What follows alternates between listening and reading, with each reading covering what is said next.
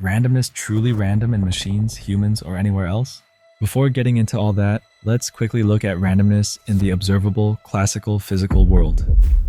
Imagine tossing a die and watching it land on a side each time. Are those landings truly random? Now, I won't drag on about the probabilistic outcome patterns of dice rolling. Instead, let's try to unpack the complexity by looking at the fundamental causes, the forces and conditions that create the appearance of randomness and lead one to gamble. We'll do a thought experiment with them that may violate some laws of physics for the sake of the unpacking. In a hypothetical perfect system, where all external influences and forces are absent, including the initial force, the probability of guessing the desired outcome would be 1 or 100% because the die would remain stationary. Now suppose the initial force is added, but mind you, in the absence of mass. In that case, the outcome would be determined solely by the initial conditions and system configuration of the robot hand itself, which are known, so the probability would remain 1. Now, if mass is added and a push is applied, the die would move in a straight line and maintain a constant speed after the impact. The probability of predicting the outcome at any point would be 1 since everything remains constant. If tossing is performed, the die would continue to move in a straight line forever, with constant velocity and spin at a constant angular velocity due to the conservation of angular momentum. The difficulty of predicting the outcome increases slightly, so the probability could be 1/6 if a reference point for betting is made. However, it could still be easily calculated because everything is constant and the mass of the die, along with the other variables, are known. Therefore, the probability is back to 1 after that simple calculation. Let's do one more force. This time gravity is added, but without celestial bodies. So here it acts like a 9.8 meters per second squared, constant downward acceleration. When the die is flicked, it would follow a parabolic trajectory. Initially, it moves upward, or in the direction of the toss, slowing down due to gravity until it reaches its peak height. After reaching its peak, the die would accelerate downward, continuously gaining speed due to constant gravitational acceleration. Again, this would contradict the physical limit that no object with mass can travel faster than the speed of light. But in our minds, the die's speed does, and the acceleration would even surpass a googol in magnitude, gaining unimaginable energy for eternity, or until it turns into a black hole, particles, or something else. Let's bring relativity back immediately. Along with the universe and its systems, it's getting out of hand trying to violate or remove one of the laws or conditions in our perfectly balanced system. But you get the point. By peeling back the layers of complexity, it becomes easier to predict the outcome of a die roll or anything that seems random in the classical physical world. And every process is governed by physical laws, making them mathematically calculable. A phenomenon that supports this seemingly randomness in our observable world is the butterfly effect, where small changes can lead to significant and seemingly unpredictable behaviors, yet are quantifiable, like human activity, the behavior of all living things, climate patterns, and the formation of systems in the universe. The physical world is a beautifully patterned deterministic chaos.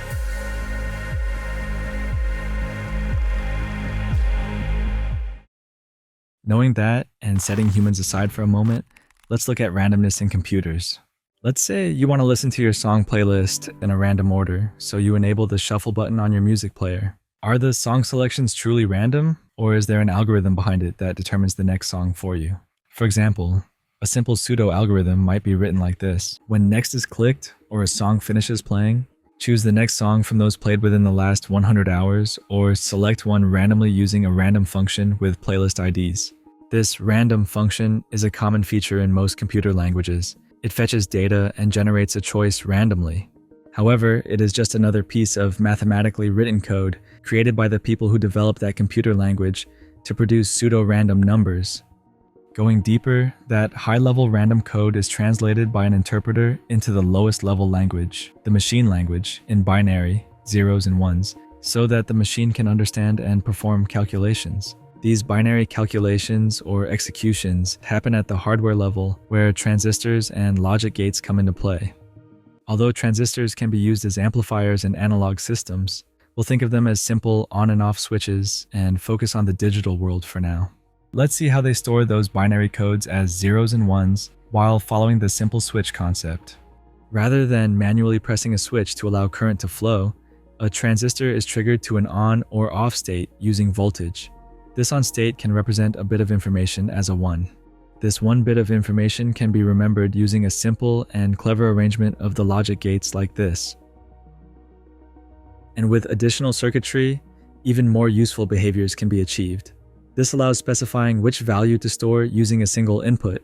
Here, when the write enable input is set to 0, the value in the data signal is completely ignored and nothing happens. But when the write enable input is set to 1, the circuit retains whatever value is being passed to the data input, and the value persists even when the inputs are set back to 0. And later, when it is necessary to overwrite the value stored in the circuit, all that is required is to activate the write enable signal, while inputting the desired new value to store, in this case, 0. A read and write memory has been successfully created. This circuit can now be abstracted into a component called a gated latch. Here, if the write enable input is set to 0, no action will occur. But if the write enable input is set to 1, it will retain whatever information is being passed from the data input. With just that single bit, basic data like 1 or 0, true or false, or black or white can be represented. But that's it. If the aim is to represent a broader range of numbers or a larger set of colors, a single bit becomes insufficient. However, multiple bits can be used, like this 8-bit register with 8 latches that can store a byte of information. This method requires a lot of wires to upscale, so they can be arranged in a matrix structure. Here, decoders can be added for address selection of a specific latch. With some additional modifications, each latch can remember its own value. This is just an oversimplification of how data is written, read, and stored in a machine. Similar principles can be applied to components such as flash memory for storing permanent data like music files, RAM for temporary storage of recently played song data, and an ALU system for performing calculations, such as selecting the next random song. So by understanding it at the fundamental level, we can now just appreciate the higher levels of abstraction that account for efficient address storage, speed, and storage capacity. So the digital world is simply positive and negative electrical charges arranged on a board in a clever and complex way to represent numbers, pixels, motion pictures, sound, and everything else. Thus, true randomness cannot be found in the digital world. It will always come down to 0 and 1, the on and off state. And by the way, like digital computers, analog computers cannot produce true randomness. Both are deterministic. The main difference is that digital systems are discrete, while analog systems are continuous. Let's now explore randomness in humans from every possible angle. Firstly, have you ever watched magic tricks where the magician usually asks an audience member to think of a number or a word at random and then reveals the exact thing afterward? Well, it surely isn't magic, but rather a lot of preparation by the so-called magician beforehand. Here's how it works. The magician programs the subject or the victim leading up to the show. The subject is followed and subconsciously fed with whatever the magician wants the subject to see and hear by placing signs or numbers wherever the subject might look and listen. The subject then stores this information in short-term memory. When the time comes, the magician asks the subject to think of a number or a word at random. The subject thinks, the brain recalls, and picks from recent memory with the highest sparks. The subject believes the choice is made using free will. The magician, knowing the setup, pretends to guess, says the right thing, and leaves the victim and the audience flabbergasted. Big companies know this. For example, people love Coca-Cola and McDonald's. Everyone knows them. Yet they spend millions of dollars putting ads everywhere every day. Why is that? Imagine going to the shop and trying to choose a drink from the soda aisle. In that split second, when you're asking yourself what to choose, there's a 70 to 90% chance you'll go for Coca-Cola if you've just seen a Coca-Cola billboard on your way there or an ad on YouTube a few hours ago. It's not 100% because you might change your mind at the last second and choose a different brand if a recent memory of watching a YouTube video about the sugar content in Coca-Cola or seeing an ad from another soft drink pops up and causes a conflict with that memory. All of these happen subconsciously while you're deciding. Given examples like this, is it safe now to question the existence of free will or random thoughts? Much of our lives revolve around the information we store in our memory. We grow based on these memories, and they shape our experiences and identities. From early on, when a baby is inside the womb, it listens, and the first sounds it hears kick off the memory storage process. As the baby is born, its brain continues to develop, and its memory capacity expands accordingly as it grows. Let's start at an earlier stage. The human brain starts developing as early as when the embryo is 5 weeks old, which is about the size of an apple seed. By 8 weeks, the basic structures of the brain and central nervous system are in place. Neural networks begin to form and spread. The brain quadruples in size by the time a child finishes preschool. By age 5, it has reached 90% of its adult size. During this developmental period, 700 new neural connections are formed every second as the memory storage capacity rapidly increases. Its first sightings, understanding of colors, first words it hears and learns to say, first steps, first thought formations, first ice cream, first TV shows, and first arguments all contribute to its memory building that shapes that individual. When the brain is fully developed, it boasts a vast network of neural connections that enable a wide range of cognitive functions. This intricate web of neurons and synapses forms the basis of our thoughts, memories, and actions. Let's briefly go over it. The brain consists of these 4 main parts. Starting with the functions of the brainstem, it basically does 2 main things. Firstly, it handles basic functions like keeping you breathing, maintaining circulation, digestion, swallowing, and other similar tasks. Also, it relays motor and sensory signals and coordinates reflexes and movements, especially those related to posture and locomotion. Behind that is the cerebellum, which is responsible for motor control. When you're engaged in sports, for instance, it's the cerebellum that provides you with coordination. It also plays a role in motor memory. So when you learn to ride a bicycle and remember how to do it, you can thank your cerebellum for that. Moving up, we have the thalamus, which acts like a router. It sorts data and sends it where it needs to go, receiving sensory signals from various parts of the body and directing them to the appropriate areas for processing. At the very top is the cerebrum. That's where the magic happens, where all incoming data is integrated and understood. For example, if you look at these 2 images right here, billions of neurons in the cerebrum will start to activate, meaning your brain is integrating the information and trying to make sense of it or store that information. Now, I won't name each section of the cerebrum. Instead, let's focus on something simpler and more fundamental, the neuron. Neurons are the brain's building blocks, responsible for creating memories, learning, generating thoughts and imaginations, and supporting cognitive functions that make you, you. Let's see how one works on a microscopic level. The center of a neuron is called the cell body, which contains the nucleus and other standard cell components. Extending from it are the dendrites, which receive signals from other neurons. The long part is called the axon, which acts like a wire to send signals from the receiving end down to the synapse, the gap where synaptic transmission occurs. This is how one neuron passes information to another. Let's look at it in detail. Before a neuron fires, it is negatively charged on the inside and positively charged on the outside. Here it's at resting potential of around negative 70 millivolts. An action potential or electrical signal starts when you're thinking, studying, walking, etc. When you do that, these electrical charges will rush down the neuron and it will become a little more positive. And when it gets enough stimulation and reaches the threshold potential, negative 55 millivolts, it will cause the sodium-gated channels to open up and let in the sodium ions. And because they are so positive, they will change the voltage inside the neuron to become positive and raise the voltage to positive 40 millivolts. This is what an action potential is, a wave of depolarization that travels along the length of the neuron. So next, the positive charges will open a different voltage-gated channel that lets in calcium ions. These calcium ions will then bind to the proteins on the synaptic vesicles, which contain the chemical messages called neurotransmitters. Here, for example, we have glutamate, which is involved in learning, memory, and cognition. Another example is dopamine, which plays a role in reward, motivation, and pleasure. So the binding of the calcium ions to the vesicles is going to cause a chemical change, and that will trigger them to go fuse with the membrane of the presynaptic neuron. Then all the neurotransmitters will be released into the synaptic cleft, the gap. They will then bind to the receptors of the ligand-gated ion channels on the postsynaptic neuron. These gates open based on the binding of chemicals, unlike the previous gates, which open in response to voltage changes. Now, when the neurotransmitters bind to the receptors, the gates will open and the sodium will rush in like what happened above. It's the same process. They will start depolarizing or turning the next neuron positive. That's going to cause another action potential. And that process is going to continue again and again.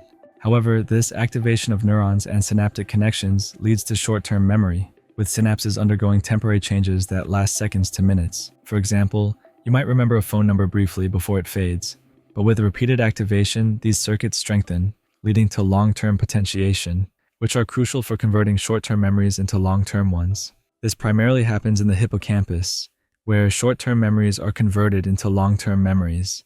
If that part of your brain is removed, it would be nice to meet you to everyone you meet after the day of removal for the rest of your life. Back to synaptic transmission. That's also what happens when the brain processes the information we gather primarily through our sensory receptors. As humans, we rely on a set of senses that we use constantly, including sight, smell, taste, touch, and hearing. The nervous system enables us to sense and respond to our environment, with sensory receptors picking up signals or stimuli from the world around us. To illustrate the sense of sight, imagine standing in front of a beautiful sunset. As the sunlight hits your eyes, light receptors in the retina detect the colors and intensity of the light. These light signals are converted into electrical impulses that travel along the optic nerve to the brain.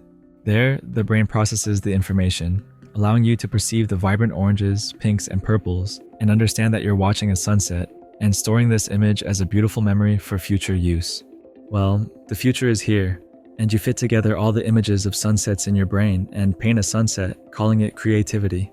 But have you ever truly painted something entirely new or random? Take a second, close your eyes, and imagine something new. I bet you'll just see the universe and recall things you're already familiar with. Maybe nothing humans have ever painted, imagined, or created is entirely new. Everything we create comes from memory. Everything we know is from this universe, passed down from the first humans to the present day.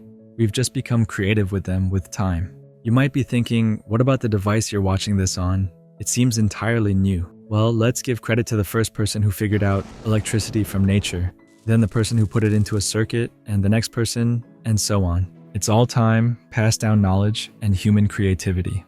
Creativity itself is not just an innate talent, but a skill that can be cultivated.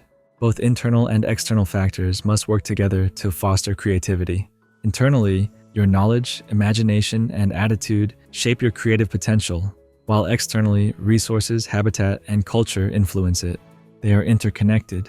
For example, the more knowledge you have, the better you can recognize and utilize the resources in your environment. In turn, these resources help expand your knowledge. It's a cycle where each factor influences the others. Now, the imagination part might seem a little troubling because it is a product of consciousness. And the nature of consciousness has troubled both philosophers and scientists across various fields to this day. And since we're here, let's go down that rabbit hole. Firstly, let's do a thought experiment to uncover why we are able to do thought experiments. And let's imagine a perfect system for the human brain. A brain is grown without any human body parts or receptors, but it is fed necessary nutrients for growth around a specific time daily. Will it have consciousness? It sees nothing, not even blackness, hears, tastes, and feels nothing. Will it have identity? Will it make up a story to entertain itself? Will it develop billions of neurons and memory from nothing? It might develop some neural activity or a sense of timing to prepare for its feeding time. But that's it. It's alive but cannot do or think. Alive but unconscious in a way. It is sleeping, waiting for something to kickstart thought process, imagination, calculations, and so on. Now, what if in an unlikely tin-foiled hat scenario, this brain is supported for a very long time and begins to evolve on its own? What if it starts performing calculations because it can detect invisible matter containing the mysteries of the universe? What if it begins to control matter and turns evil? And, okay, too much imagination. But I hope this illustrates my point. Consciousness arises with external influences and internal parts working together. As for internal parts working together, here's the famous case of Joe, who had his right and left hemispheres separated during surgery to treat severe epilepsy and experienced strange effects afterward. For instance, when Joe was shown a picture of a saw in his left visual field, he couldn't verbally describe it, so he made up a story. However, when asked to draw what he saw with his left hand, he was able to draw a saw. In another instance, Joe would use his right hand to button a shirt, while his left hand would simultaneously try to unbutton it. These examples may suggest that all the non-conscious parts of the brain must work together to create the conscious self. If one part is isolated, unusual behaviors emerge. But when all parts operate in unison, they give rise to consciousness and the state of being. And yet, the mystery still remains. All of these unconscious processes or parts in the brain performing different tasks must have a final processing destination somewhere to create the sense of self. Perhaps that final part works like a biological prediction machine, like how it learns and predicts its next feeding time. And perhaps all our next actions, thoughts, and imaginations are processed there to be fine-tuned probabilistically to predict the next perfect outcome given memory, biases, and other variables. And it may be that, while we are computable, we remain beyond the limits of our current understanding. But in the end, for us to think, I think therefore I am, now why am I, is freaking holy on its own, no matter if we come to understand it as something simpler in the future. So does free will or true randomness exist in the human brain? Not exactly. Complexity? Yes. To the point of being divine yet computable, discrete yet continuous, grounded in flesh and blood, electrical charges, and chemical changes. It's physical matter in the brain that causes the mind. We'll get there to truly understand it. Now, is it possible for machines to reach that point? With vast memory storage and beautifully designed algorithms mimicking what neurons can do, could they come close to imagining, reasoning, and achieving a human-level capacity for creativity and randomness? Let's go back to computers and quickly see whether humans can simulate aspects of the brain in a digital format.